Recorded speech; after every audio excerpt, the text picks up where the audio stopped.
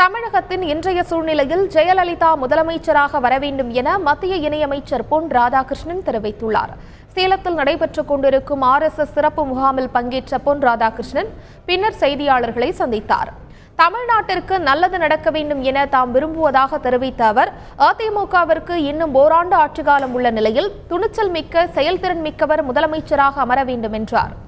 இன்றைய சூழ்நிலையில் ஜெயலலிதா தமிழகத்தின் முதலமைச்சராவதுதான் மிக பொருத்தமாக இருக்கும் எனவும் அமைச்சர் பொன் ராதாகிருஷ்ணன் தெரிவித்துள்ளார். தமிழகத்திற்கு முதலமைச்சராக அம்மா அவர்கள் வருவது இந்த காலகட்டத்திற்கு மிக பொருத்தமாக இருக்கும் என்று நான் நம்புகிறேன்.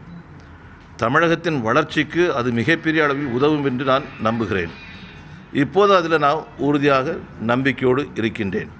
இன்னும் ஓராண்டு காலத்திற்கு அண்ணா திராவிட முன்னேற்றக் கழகம்தான் ஆளும் என்கின்ற நிலையில் செயல்திறன் மிக்க துணிச்சல் மிக்க ஒரு முதலமைச்சர் நமக்கு தேவை. அதோ அவர்கள் வரும்போது எந்த தவறும் சொல்ல முடியாது.